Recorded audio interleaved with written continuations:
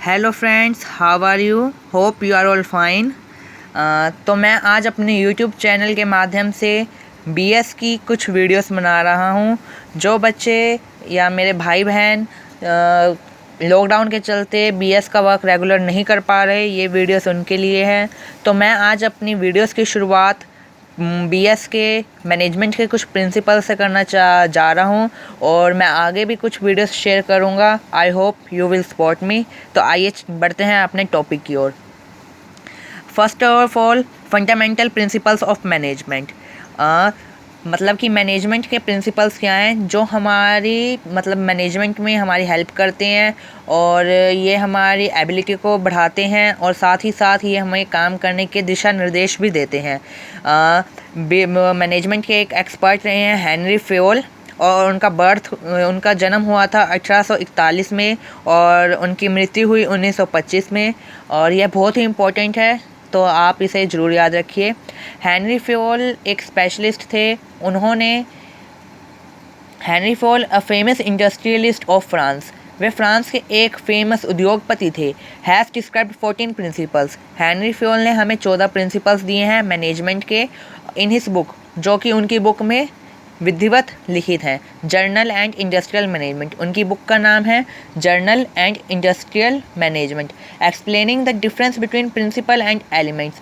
इसके बीच में उन्होंने प्रिंसिपल्स और elements means to say principle और तत्वों के बीच में एक जो डिफरेंस होता है वो उन्होंने दिया है। He makes it clear that, इन्होंने इस बुक में यह क्लियर किया है कि that principles of management are fundamentally true.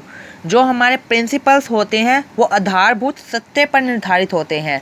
Fundamental means आधारभूत सत्य, and establish a relationship between cause and effort, और ये कारण और परिणाम के बीच में एक संबंध स्थापित करते हैं। मतलब कि अगर हम कोई काम कर रहे हैं, जैसे हमारा डिवीज़न ऑफ वर्क है, अगर हम अपने फर्म में डिवीज़न ऑफ वर्क का रूल एप्लीकेबल करते हैं और उसे करने से जो जो हमारा वर्क का डिवीज़न होता है वो हम अलग अलग एम्प्लॉयज़ को देते हैं। तो मतलब कि जो अलग अलग एम्प्लॉयज़ अलग अलग काम कर रहे हैं वो थोड़े टाइम के बाद अपने अपने काम में स्पेशलिस्ट बन जाते हैं, जिससे उनकी वो प्रतिभा बढ़ती है और वह अपने काम में कुशल रूप से कार्य कर सकते हैं। And while elements of management point towards its function, जो तत्व होते हैं वो मैनेजमेंट को पॉइंट्स दिशा निर्देश देते हैं towards its function, कि उनका जो प्रिंसिपल्स हैं उनका कार्य कैसे करना है, प्रिंसिपल्स को कैसे अप्लाई करना है और कैसे उनसे काम लेना है। while presenting the principles of management, Fayol has kept two things in mind. जब वो इन प्रिंसिपल्स को लिख रहे थे या उन्होंने ये बनाए तो उन्होंने दो बातों को अपने माइंड में रखा। Firstly, the list of principle of management should not be long, जो हमारे प्रिंसिपल्स होते हैं वो ज़्यादा लंबे नहीं होने चाहिए, बट शुड बी सजेस्टिव, पर वो आधारभूत होने चाहिए। मीन्स टू से जो हमारे प्रिंसिपल्स हों वो ज़्यादा बड़े ना हों और वो आधारभूत हो, मतलब कि हम उनका प्रयोग हर जगह हर सिचुएशंस में कर सकें और जो भी हमारी मैनेजमेंट की प्रॉब्लम्स हैं वो हमारी दूर हो सके। And only those principles should be explained which becomes applicable in most of the situation, और वही प्रिंसिपल्स एक्सप्लेन किए जाने चाहिए जो ज़्यादा से ज़्यादा सिचुएशंस में यूज़ हो। जैसे अभी आप आगे पढ़ेंगे डिवीज़न ऑफ वर्क, ये सारे आगे एक्सप्लेन में हम पढ़ेंगे। और मैंने आपको डिवीज़न ऑफ वर्क का पहले भी बताया कि अगर हम काम को डिवाइड कर देते हैं अलग अलग पोर्शंस में तो उनसे एम्प्लॉयज़ की एबिलिटी इंक्रीज़ होती है।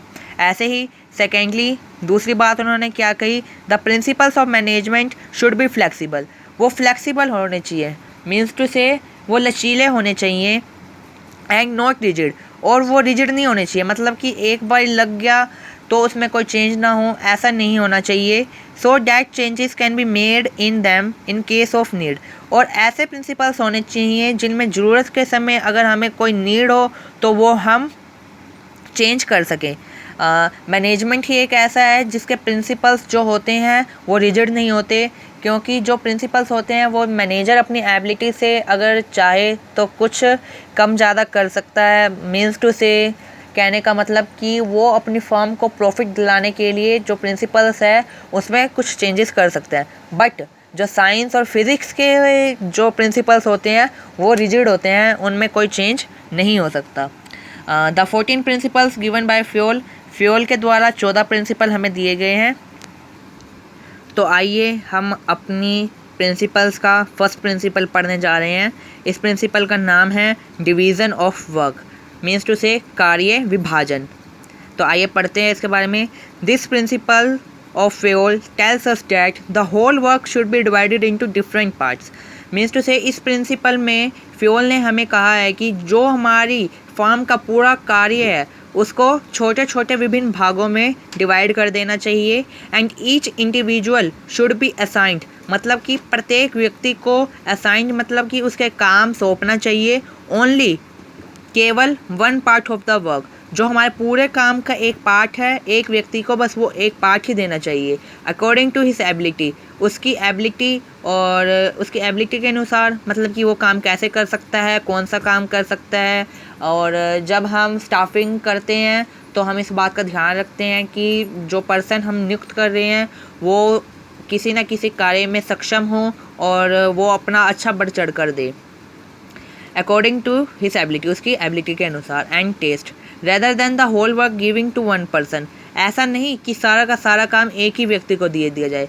मानिए अगर एक टीचर है, अगर हम स्कूल में एक टीचर को कहते हैं कि आपने हिंदी भी पढ़ाना है, मैथ्स भी पढ़ाना है, इको भी पढ़ाना है, अकाउंट्स भी पढ़ाना है, तो ये इम्पॉसिबल नहीं होगा, क्योंकि एक टीचर जो होता है वो अपनी एक ही फील्ड, एक ही सब्जेक्ट में परफेक्ट होता है। ऐसा ही हमारा मैनेजमेंट में होता है, एक व्यक्ति केवल एक ही चीज़ में सक्षम हो सकता है। अगर हम उसे सारे काम कह देंगे तो इससे हमारी जो मैनेजमेंट लेवल है वो बिगड़ जाएगा, इसमें काम अच्छा नहीं होगा।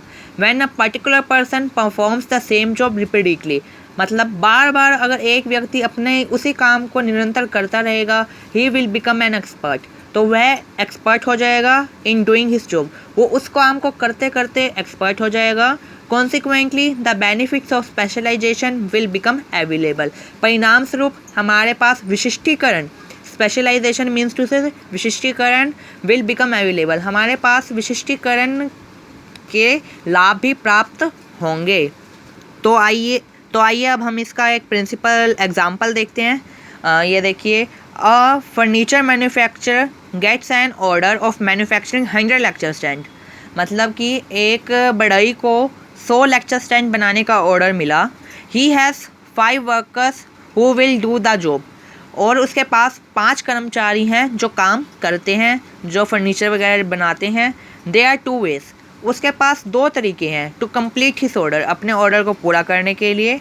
Firstly every worker should complete 20 lecture stand, या तो प्रत्येक कर्मचारी 20-20 लेक्चर स्टैंड पूरे बनाए, या दूसरा ऑप्शन उसके पास ये है कि he can all work distribute, वह सारा का सारा काम डिस्ट्रीब्यूट कर दे।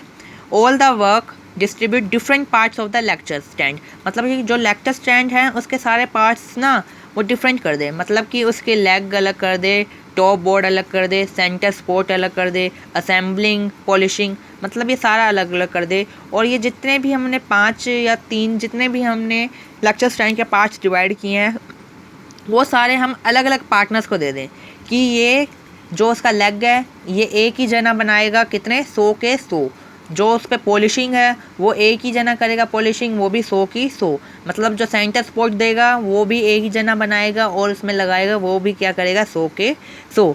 इन दिस वे, इस तरह से दे स्पेशलाइज्ड इन हिज फील्ड, वो अपनी फील्ड में स्पेशलाइज्ड हो जाएंगे, और साथ ही साथ and work done in fastly, और काम जो होगा वो जल्दी से जल्दी होगा। अगर हम सेकंड वाला ऑप्शन लेते हैं तो इससे हमारे फर्म में ना ही कोई झगड़ा होगा, ना ही एम्प्लॉयज़ के बीच में कुछ होगा, इससे मतलब कि जो एम्प्लॉयज़ में हैं वो हार्मोनी रिलेशनशिप बढ़ेंगे। और साथ ही साथ हम कह सकते हैं कि जो वहाँ का मैनेजर है या शॉपकीपर दुकानदार है वो उसे भी किसी कठिनाई का सामना नहीं करना पड़ेगा। और जैसा कि मैंने आपको पहले भी एक एग्जांपल में बताया टीचर वाला, आप इसके जगह टीचर्स का एग्जांपल दे सकते हैं कि एक टीचर हर सब्जेक्ट में स्पेशलाइज्ड नहीं हो सकता, इसलिए उसको एक स्पेशल जिसमें वो परफेक्ट होते हैं उनको वही सब्जेक्ट दिया जाता है। I hope you will understand the division of work, and most important part in is that इसमें आपको जब आप किसी भी प्रिंसिपल को एक्सप्लेन करते हो तो उसको आपको एक पॉजिटिव इफेक्ट और एक नेगेटिव इफेक्ट, मीन्स टू से वॉलेटिंग इफेक्ट भी देना पड़ता है।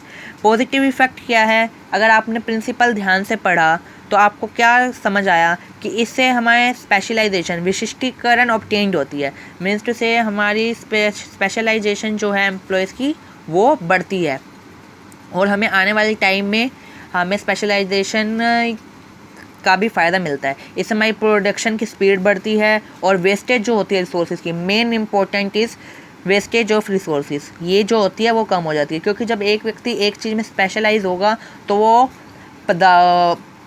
रिसोर्सेज जो हैं उनको वेस्ट नहीं करेगा, वो अपने काम में इफ़िशिएंट है तो इसलिए वो काम सक्षम करेगा।